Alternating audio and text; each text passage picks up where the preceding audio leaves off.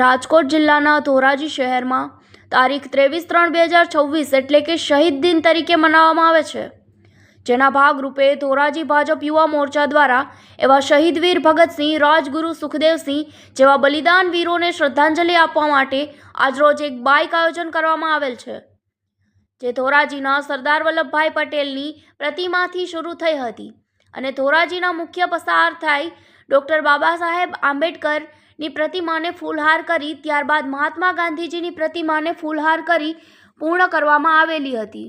આ રેલીમાં ભારતીય જનતા પાર્ટીના પ્રભારી, યુવા મોરચાના હોદ્દેદારો તેમજ સહેલીજનો બહોળી સંખ્યામાં બાઇક રેલીમાં જોડાયા હતા અને ભારત માતા કી જય તેમજ વંદે માતરમના નારા સાથે ધોરાજી ગુંજી ઉઠ્યું હતું।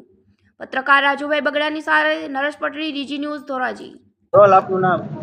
મારું નામ सूरज डेर, भारतीय जनता पार्टी राजकोट जिला युवा मोर्चा महामंत्री।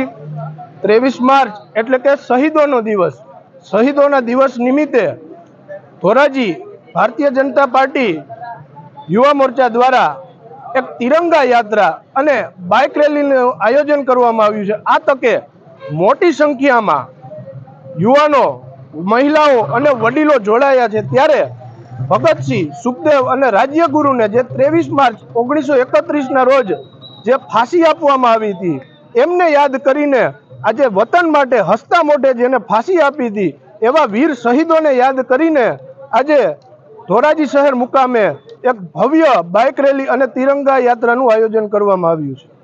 આ તકે અમારા રાજકીય, સામાજિક, સ્થાનિક નગરસેવકો તમામ લોકો ઉપસ્થિત છે।